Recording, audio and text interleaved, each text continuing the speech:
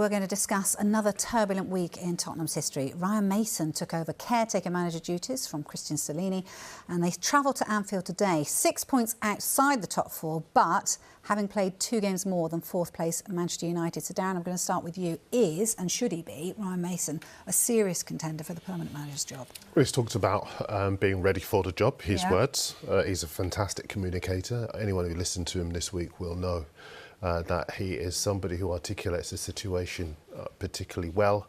He has the respect of the players at the club as well. They do need experience. They do need somebody who's able to rebuild their defence and actually reinvigorate the entire side.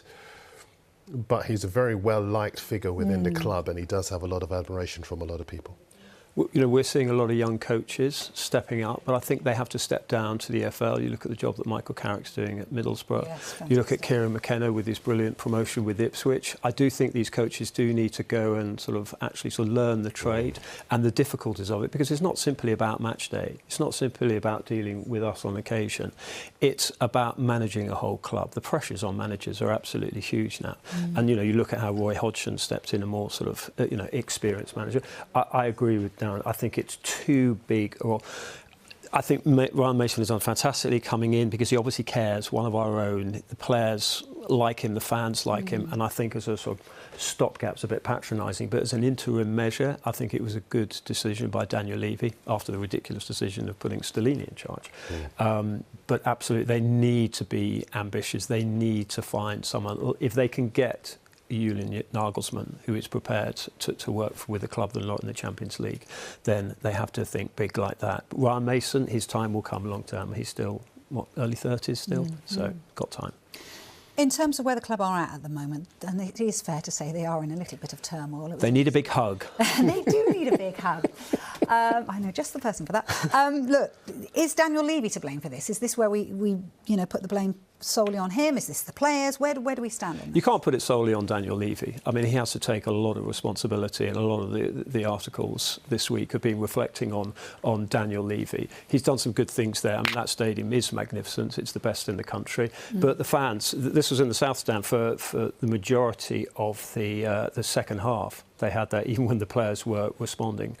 They've spent some money, but it's about how accurately you spend it, and you have to have the right sporting director. You have to have the right manager. You also have to have a manager who understands the soul of Tottenham Hotspur without getting too romantic about it, which is to attack, which is to dare us to do. The game is about the glory, and I think they need a manager. That's why Nagelsmann could probably do that, because he's an alchemist, he's a team builder, he works with players, and he's an attacking. And I think if you look at most of the teams now, they tend to attack. There are not many overtly defensive teams out there now. Pep and Arteta and managers like that have set the tone, and Tottenham needs to do that. But they also, and this is Daniel Levy, needs to listen to what Chiellini said in the Champions League a few years ago with Juventus, when he said, well, Tottenham, they can't finish off games, they can't finish off seasons. Do you remember that? It was a Juventus game, and he was absolutely right. People say, well, that's a bit patronising, a bit brutal, but he was completely right. There is a cultural problem at Tottenham Hotspur, and that has to be addressed by the man in charge, which is Daniel Levy, so the responsibility lies there. And Antonio Conte, everyone said it was a rant. Actually, what he said was right. There is a little bit of complacency there. There is a little bit of comfort there. And they need a little bit of a bit more sort of adrenaline, a bit more electricity. And the players have got to take responsibility as well. I thought Skip and Kane were good in the second half and drove them on. But that defence needs restructuring for a start. And they need stronger characters in there, and they need some better players in there. And Levy's got to invest more. What are the papers saying? Well, lots about Harry Kane, and there is an argument for saying too many players hide behind Harry Kane.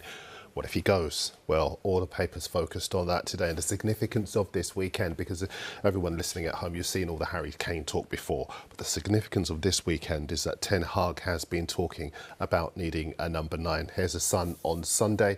It's a headline. We both like this headline. Our colleagues, headline writer at the Sun. Very simplistic, but sometimes simple is all you need. 10, I need a 9. And a world-class hitman is what Spurs need. Henry?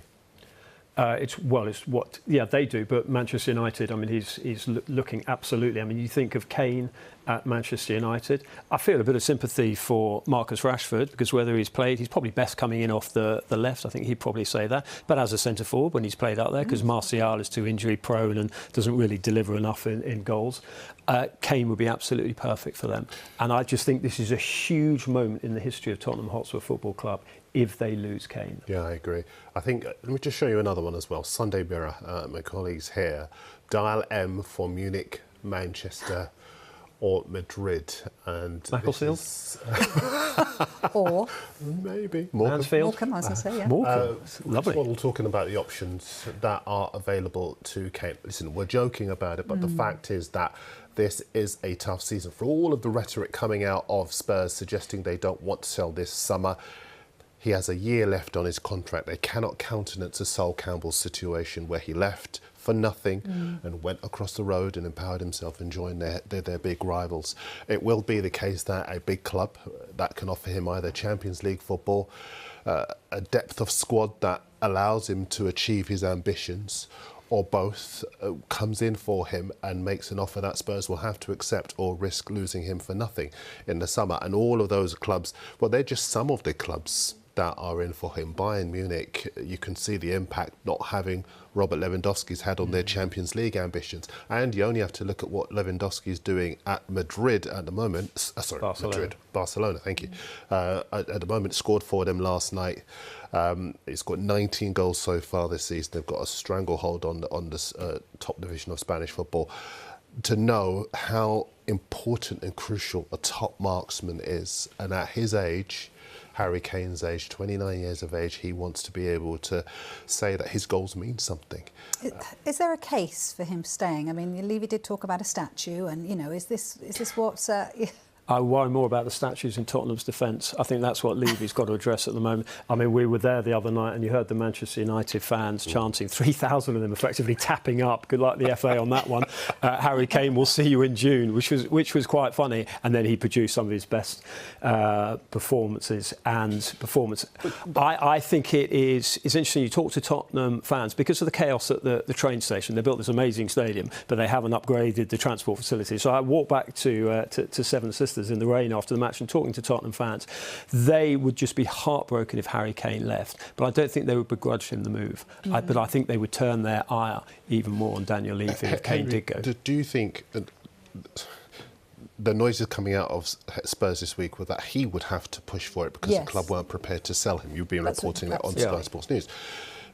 But Spurs fans, we've been here so many times before with the rhetoric about we don't want to sell Modric, Bale, Berbatov, so many. And so at what point does it become about the club not doing enough to ensure that players don't find themselves back at this position?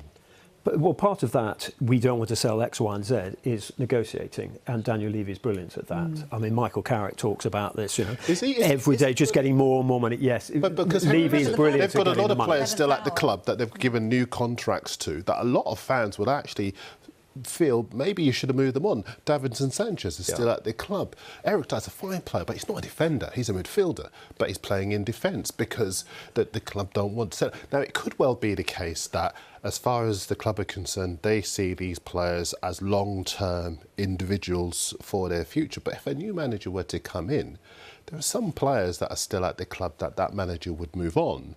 And so quite a few.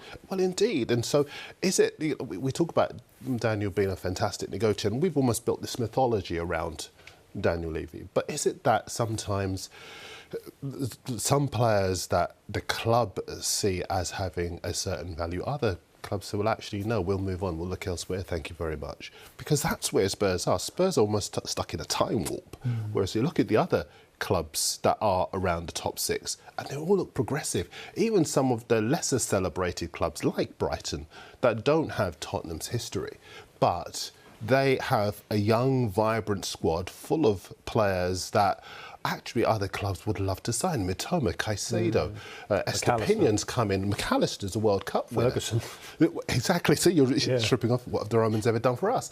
But I just think as far as Spurs are concerned, I just wonder if there's a grown-up conversation to be had around this mythology that we create around Spurs, around Levy. He's so brilliant. He's a great negotiator. Look where Spurs are. Look at the club people he's turned down. He said that he didn't want Eric Ten Hag, so he's gone to Manchester United, started to change the culture there.